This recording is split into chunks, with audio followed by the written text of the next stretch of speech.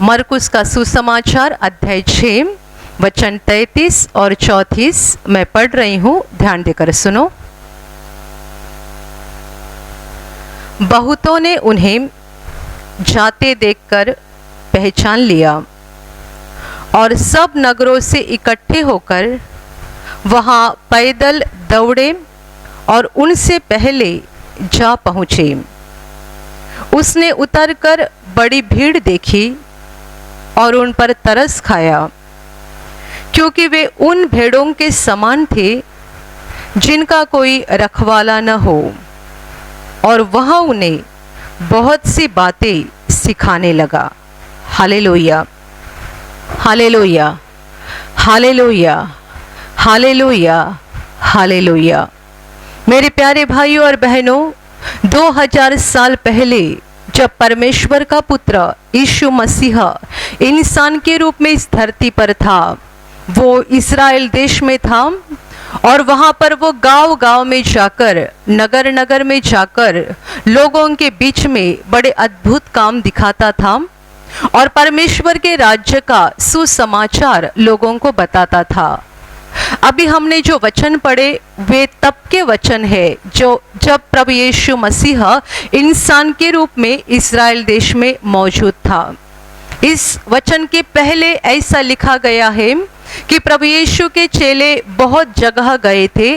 प्रभु ने उनको अधिकार देकर भेजा था कि जैसे काम प्रभु खुद कर रहा है, जैसे अद्भुत काम, चिन्ह और चमत्कार प्रभु खुद दिखा रहा था, वही दिखाने का अधिकार प्रभु ने चेलों को दिया और उनको दूसरी जगह पर वही काम करने के लिए भेजा।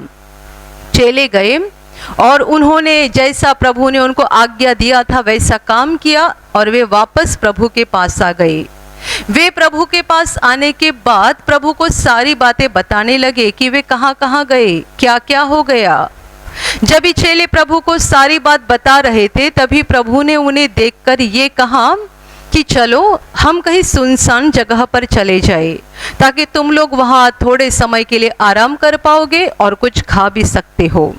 क्योंकि चेले बहुत थके हुए थे, प्रभु का काम करके वे वापस आए थे और जहाँ पर वे थे वहाँ बहुत सारे लोग बार बार आ रहे थे। लोग चंगाई पाने के लिए, छुटकारा पाने के लिए, ठीक होने के लिए वहाँ हमेशा लगे रहते थे। और इसीलिए प्रभु यीशु ने चेलों को ये कहा कि हम किसी सुनसान जगह पर चले जाए ताकि तुम वहाँ पर विश्राम कर पाओगे और साथ ही साथ खाना भी खा पाओगे। और प्रभु यीशु अपने चेलों को लेकर नाव में चला, इसीलिए कि सुनसान जगह पर चले जाए। पर इस वचन में हमने ऐसा पढ़ा कि लोगों ने उनको जाते हुए देखा। प्रभु अपने चेलों के साथ कहाँ जा रहा है, वहाँ के लोगों ने देखा और प्रभु के उस पार पहुँचने के पहले ही लोग पैदल पैदल जाकर वहाँ पर पहुँच गए। प्रभु अपने चेलों के साथ नाव में जा रहा था, लोग पहले ही पैदल चलकर वहां पहुंच गए और जब प्रभु उस किनारे पर उतर गया, उसने देखा कि यहाँ तो पहले ही लोग आकर रुके हुए हैं। एक बड़ी भीड़, लोगों की एक बड़ी संख्या वहां पर मौजूद थी और जब प्रभु ने उनको देखा, वचन कहता है कि प्रभु को उनको बड़ा तरस आ गया। प्रभु का दिल करुणा से भर गया, तरस से भर गया, क्योंकि वे सारे लोग उन भेड़ों के समान थे जिनका कोई रखवाला न हो और प्रभु उन्हें बहुत सी बातें सिखाने लगा। Hallelujah, hallelujah, hallelujah.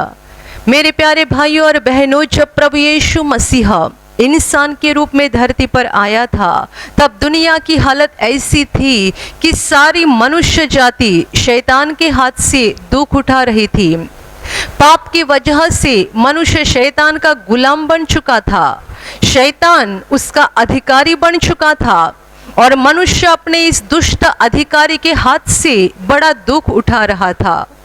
जब प्रभु इज़राइल देश में था, उसने लोगों की हालत देखी कि लोग कितने परेशानी में है, कितने दर्द में तड़प रहे हैं, कैसे आंसू बहा रहे हैं, कैसे बीमारी में है, कैसे दुख में है।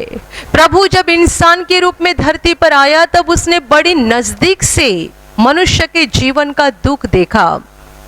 कैसे लोग अपने दर्द भरी जिंदगी को बिता रहे थे, प्रभु ने बड़ी नजदीक से देखा। यहाँ पर हमने जो वचन पढ़ा कि प्रभु को उन लोगों के ऊपर तरस आ गया, ये बाइबल में एक बार नहीं बल्कि कई बार लिखा गया है।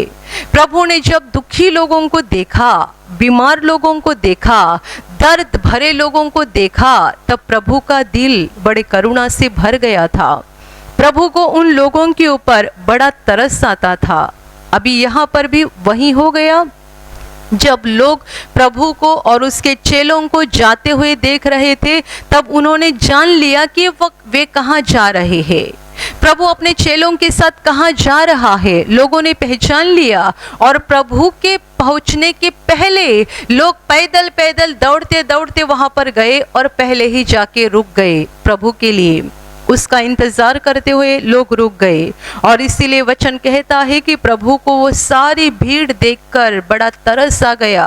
उसका दिल उनके लिए एक बड़ी करुणा से भर गया, क्योंकि वे सारे लोग उन भेड़ों के समान थे जिनका कोई रखवाला नहीं हो। Hallelujah, hallelujah, hallelujah.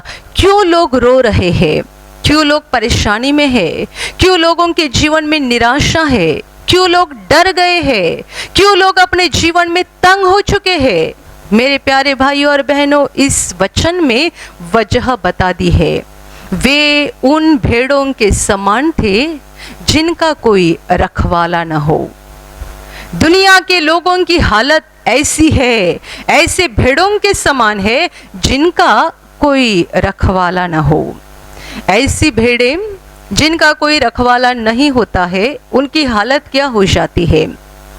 एक भेड़, ये जानवर क्या होता है हम अच्छे से जानते हैं। एक साधारण जानवर होता है, बिल्कुल साधारण और एकदम सादा भोला बोलते हैं, ऐसा वो जानवर होता है। यह भेड़ यदि उसका कोई रखवाला ना हो तो उसकी हालत क्या हो जाएगी। वो जंगल में घूमने के लिए जाएगा, कोई भी जंगली जानवर या भेड़िया आकर उसको फाड़ कर खा डालेगी। एक भेड़ जिसका कोई रखवाला न हो, यदि वो ऐसे ही जंगल में घूमना शुरू करेगी, उसे कोई भी फाड़ कर खा डालेगा। उसे तुरंत कुछ उसके ऊपर कुछ कोई ना कोई जंगली जानकर हमला करेगा। प्रभु के द्वारा इस लोगों के ऊपर जो अनुग्रह किया गया, प्रभु के दिल में उनके लिए जो तरस भर कर आ गया, वो इसीलिए आ गया। वचन कहता है कि वो उन भेड़ों के समान थे जिनका कोई रखवाला ना हो।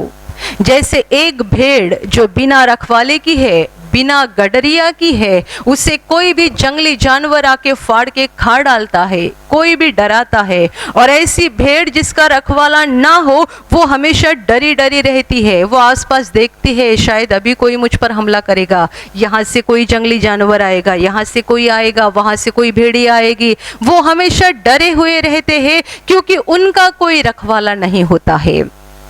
पर ऐसे भेड़े जो अपने झुंड में अपने रखवाले के साथ रहते हैं, वे बड़े आराम से रहते हैं, क्योंकि उनको मालूम है हमारे साथ हमारा गडरिया है, हमारा रखवाला है।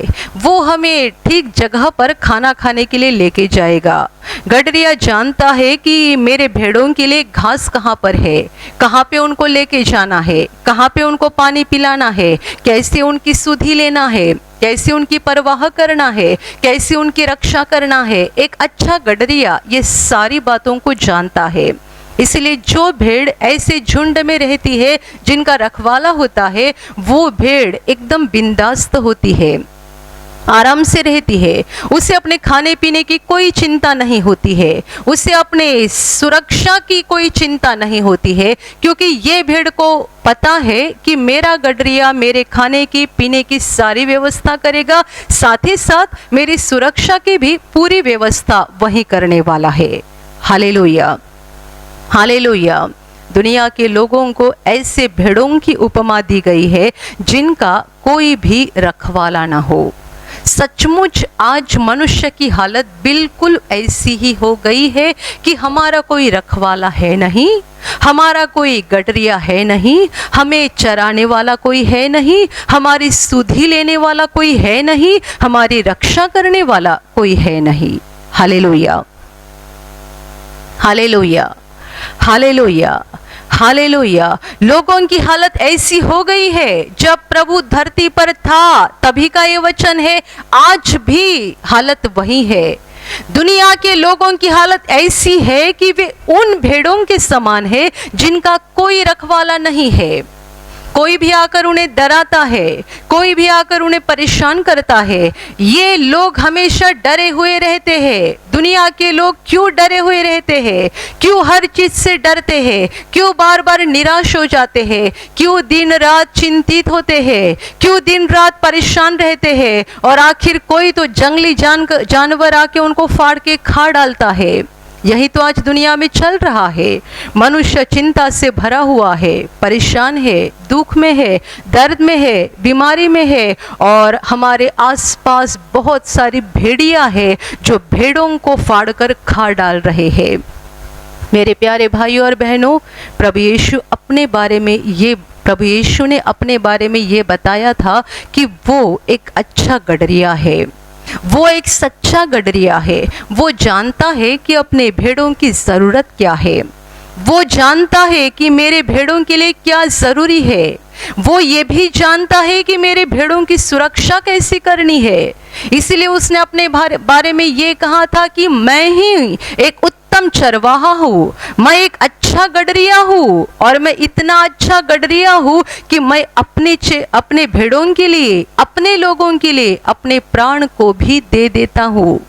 मेरे प्यारे भाइयों और बहनों, दुनिया के लोग ऐसे भेड़ों के समान हैं जिनका कोई रखवाला नहीं हो, जिनका कोई चरवाहा नहीं हो। प्रभु यीशु ने जब एक बड़ी भीड़ को देखा, जो भीड़ उसका पीछा करते करते, दौड़ते दौड़ते उसके पीछे आ गई।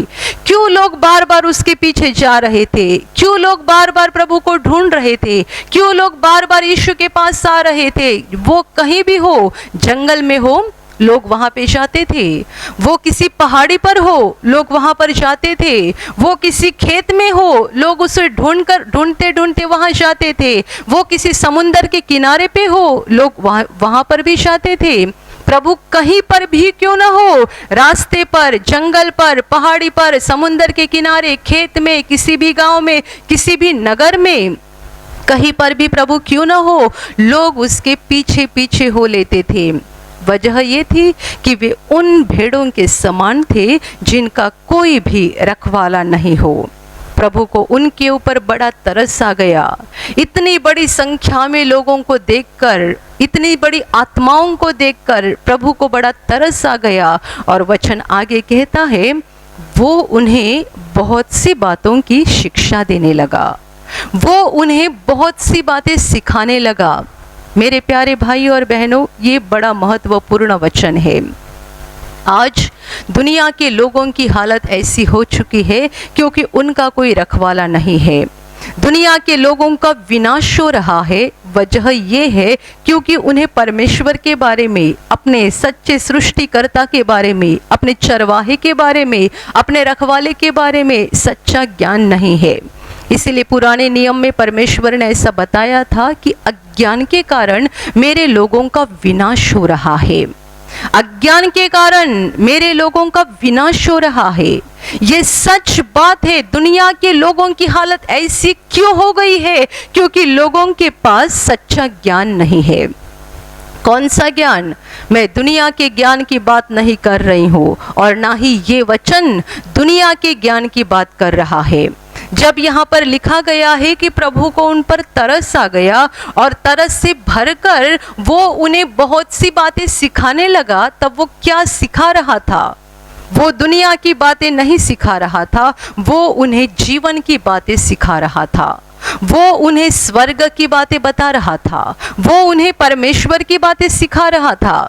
आज मनुष्य के पास जो भी ज्ञान है, दुनिया का ज्ञान, बहुत ज्ञान दुनिया में भरा हुआ है, और लोगों ने, कितने सारे लोगों ने दुनिया के ज्ञान को हासिल कर दिया है, पर इस ज्ञान में जीवन की बातें नहीं है, उस ज्ञान में परमेश्वर की बातें नहीं है, उस ज्ञान में स्वर्ग की बातें नहीं है। प्रभु यीशु अपने पास आए हुए लोगों को ज्ञान दे रहा था, उनको सिखा रहा था और उसकी शिक्षा दुनिया की शिक्षा नहीं थी, उसकी बातें दुनिया की बातें नहीं थी, वो उन्हें जीवन की बातें सिखा रहा था। Hallelujah, hallelujah, hallelujah, hallelujah. मेरे प्यारे भाइयों और बहनों, जिस तरीके से एक कोई अनपढ़ व्यक्ति होता है जो पढ़ना लिखना बिल्कुल नहीं जानता है, कोई पढ़ा लिखा व्यक्ति उसके पास जाकर बड़ी आसानी से उसको फंसा सकता है। अनपढ़ व्यक्ति जो पढ़ना लिखना थोड़ा भी नहीं जानता है, पढ़ा लिखा मनुष्य उसके पास जाकर बड़ी आसानी से उसको फंसाता है। और ये अनपढ़ मनुष्य जानता भी है कि मुझे पढ़ने लिखने नहीं आता है, इसीलिए मैं हर बार फंस जाता हूँ। ये तो सांसारिक ज्ञान की बात हो गई, पर आत्मिक ज्ञान के बारे में भी वही हो जाता है। आज दुनिया के लोगों के पास आत्मा का ज्ञान नहीं है, जीवन का ज्ञान नहीं है, और इसीलिए शैतान तरह तरह के रास्तों से लोगों को फंसा रहा है। जीवन की बातें हमारे पास है नहीं, जीवन का ज्ञान हमारे पास है नहीं, और इसीलिए कोई भी आकर हमें डराता है, कोई भी आकर हमें फंसाता है, कोई भी आकर हमारा नुकसान करता है, और आखिर वो दुष्ट शैतान लोगों की आत्मा का हमेशा के लिए विनाश कर देता है अज्ञान के कारण। परमेश्वर ने कहा था कि अज्ञान के कारण मेरे लोगों का विनाश हो रहा है। ये अज्ञान आत्मा का ज्ञान है, ये अज्ञान जीवन के बारे में है। लोग जीवन के बारे में सच्चाई को जानते नहीं है। हम एक दिन दुख उठाते हैं, दूसरे दिन हंसते हैं, तीसरे दिन दुख उठाते हैं, चौथे दिन हंसते हैं। सालों साल हमारे जीवन में ये शुरू रहता है। कितने सारे लोग ये कहते हैं कि हमारे जीवन में हमने खुशी का समय बहुत ही थोड़ा देखा है और दर्द का समय बहुत ज़्यादा देखा है।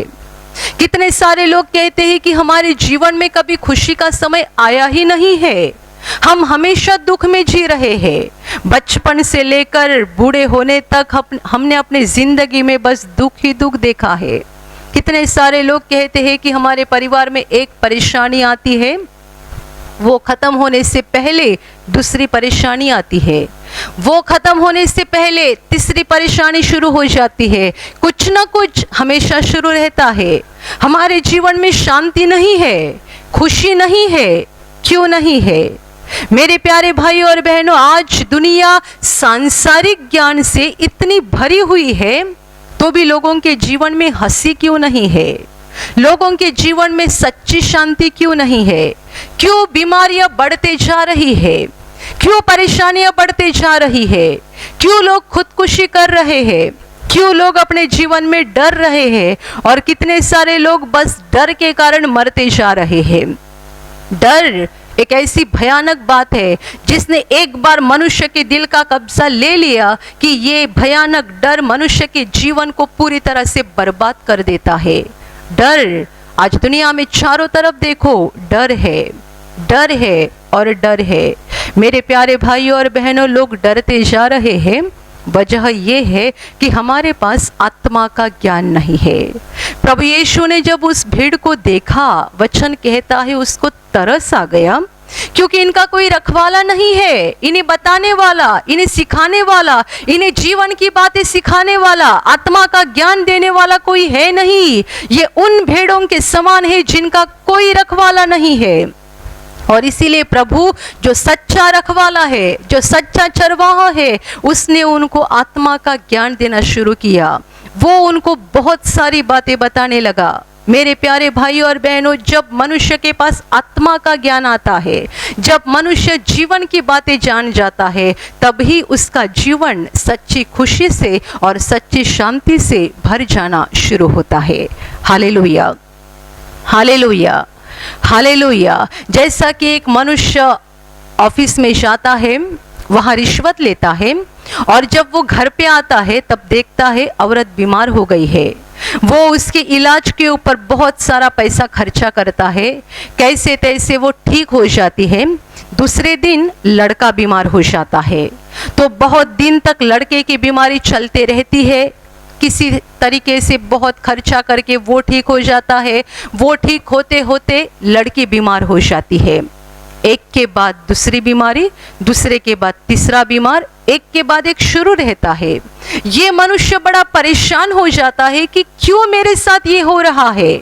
मेरी औरत बीमार थी, उसके इलाज के लिए इतना सारा पैसा खर्चा हो गया। अभी बेटा बीमार हो गया, उसके इलाज के लिए इतना सारा खर्चा हो गया। अभी बेटी बीमार हो गई, उसके इलाज के लिए पैसा जा रहा है। क्यों मेरे साथ ये हो रहा है? क्योंकि वो जीवन की बात नहीं जानता है। वो जहाँ ऑफिस में जाता है, काम करता है, रिश्वत लेता है, वो नहीं जानता है कि वो जो रिश्वत का पैसा अपने हाथ में लेता है वो पैसा नहीं होता है बल्कि श्राप होते हैं। वो अपने घर पे पैसा लेकर नहीं आता है बल्कि श्राप लेकर आता है। रिश्वत लेना ये परमेश्वर की नज़र में एक बड़ा पाप है।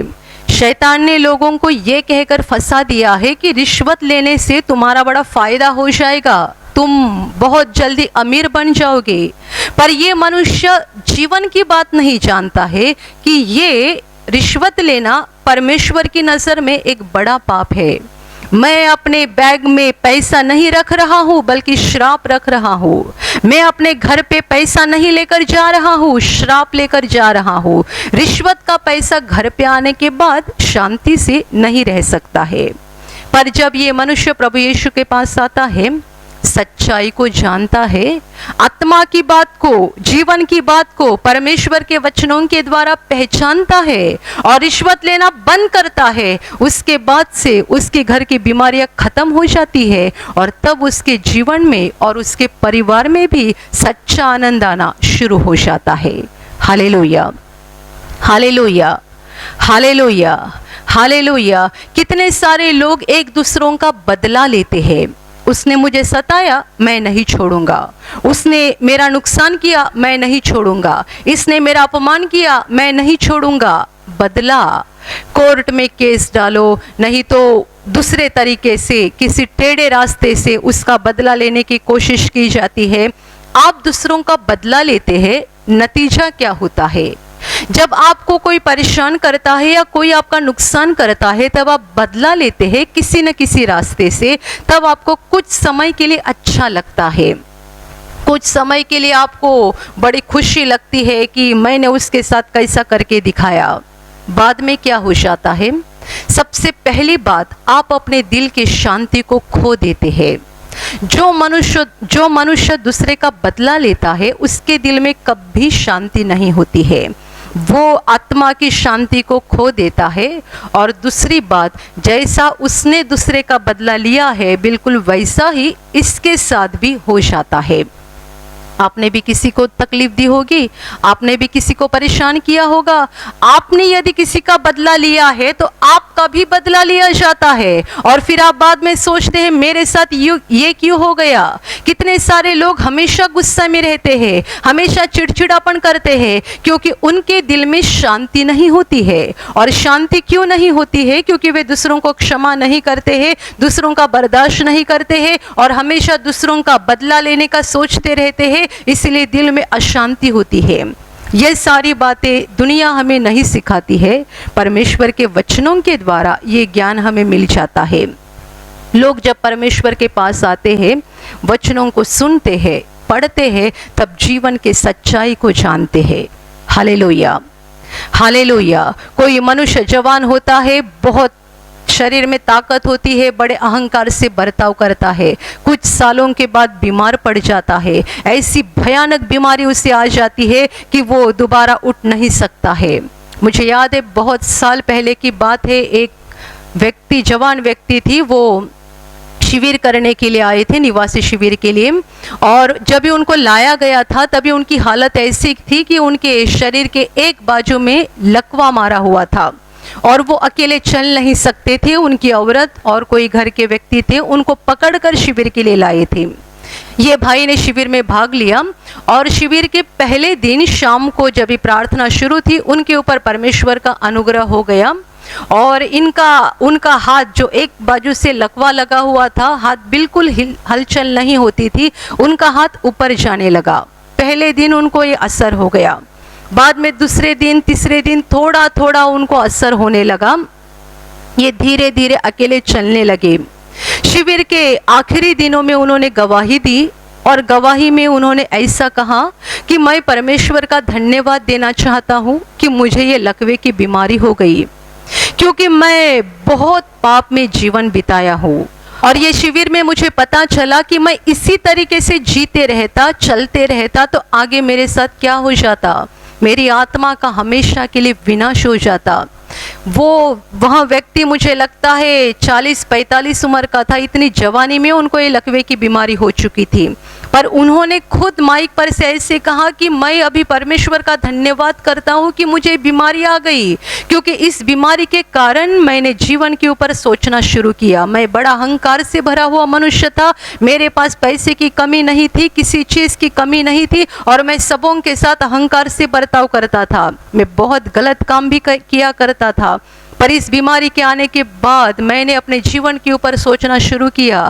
फिर मुझे इस केंद्र की जानकारी मिली, मैं यहाँ शिविर में आ गया और इन शिविर में मुझे सच्ची जानकारी मिल गई कि मुझे बीमारी क्यों हुई थी और अभी मुझे आगे कैसा चलना है, किस तरीके से जीना है, ये मुझे अब पता चला। मैं परमेश्वर का धन्यवाद करता हूँ कि यदि मुझे ये बीमारी ना आती तो मैं कभी प्रभु के पास नहीं आता, मैं अपने पाप भरी जिंदगी में चलते रहता और मरने के बाद नरक में जाता। इस बीमारी के कारण मेरे जीवन में एक बड़ा बदलाव आ गया, बड़ा परिवर्तन आ गया, क्योंकि मैंने सच्चाई को जान लिया और इसीलिए मैं परमेश्वर का धन्यवाद करता हूँ।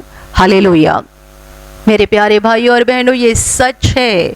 दुनिया के लोग जानते नहीं है बीमारी की वजह क्या है, अपने जीवन के दुख दर्द की वजह क्या है, क्यों हमारे जीवन में डर है, क्यों हमारे जीवन में परेशानी है। हमें जीवन की बातें मालूम होना ज़रूरी बात है। जीवन की बात नहीं मालूम होने के कारण आज लोगों का जीवन बड़े अंधकार से भर रहा है।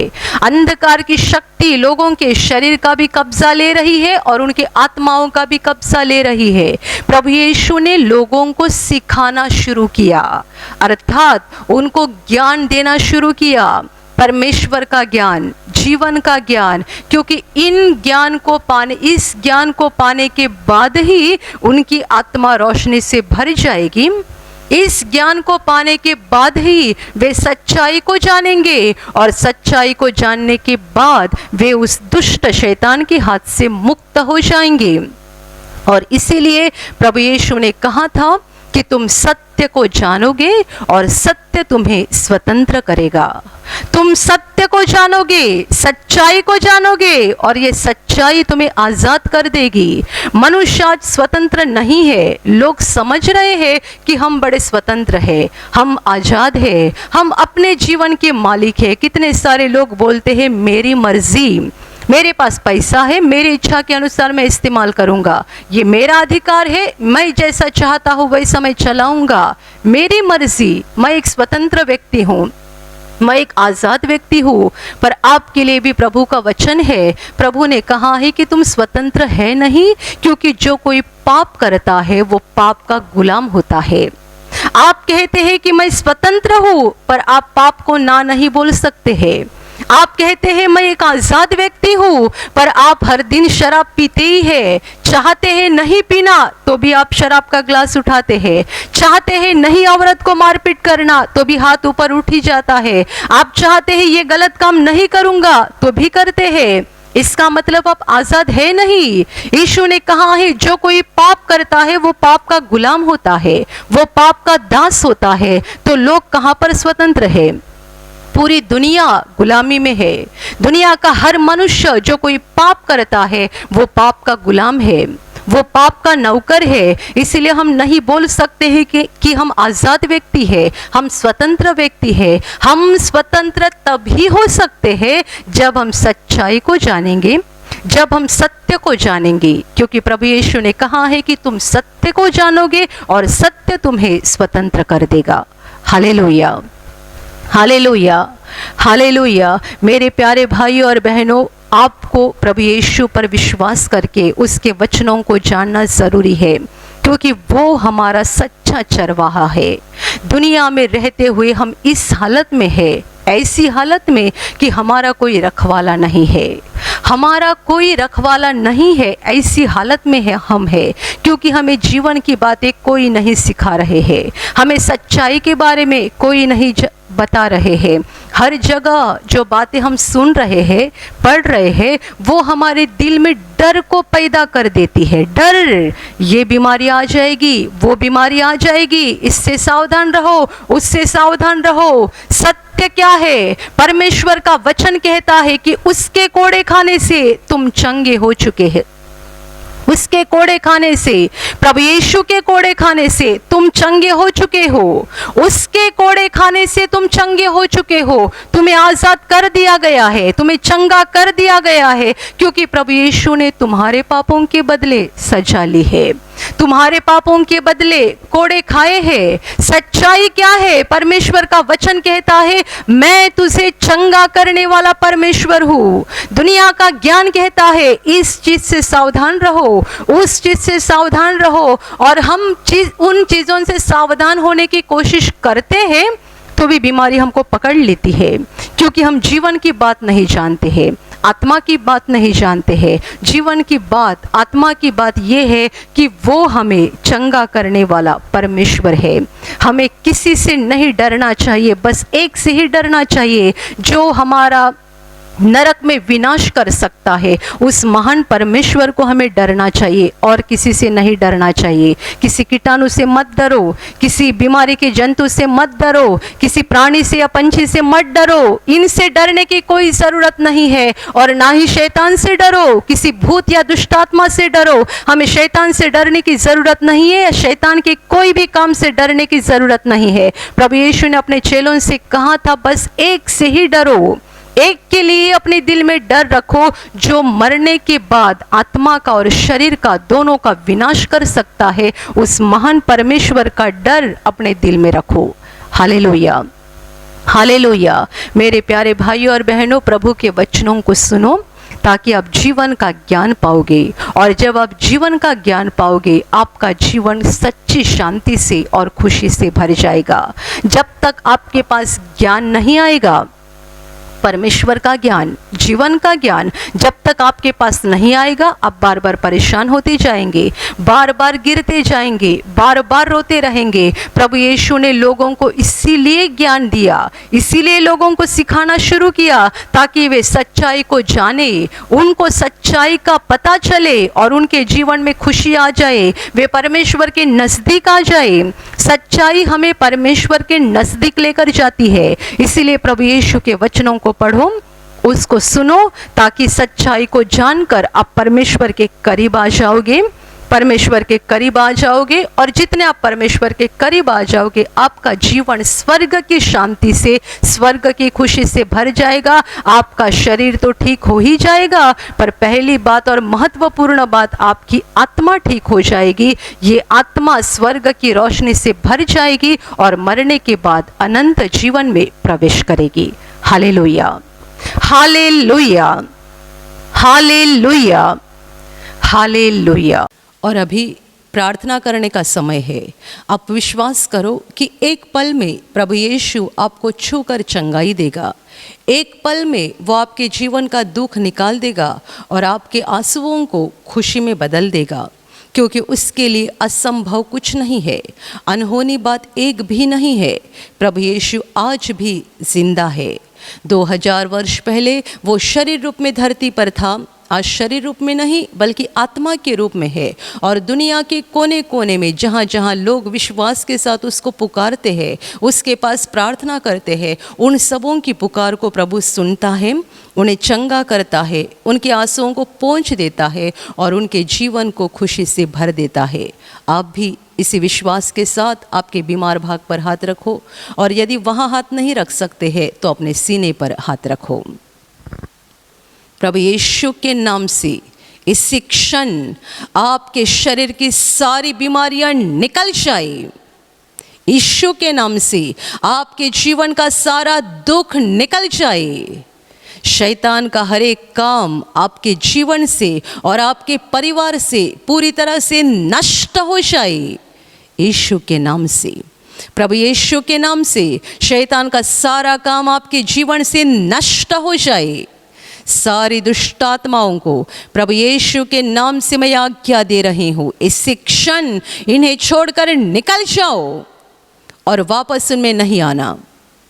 इसी क्षण प्रभु का महान सामर्थ आपके ऊपर आ जाए, प्रभु का महान सामर्थ आपके ऊपर आ जाए, प्रभु का महान सामर्थ आपके ऊपर आ जाए।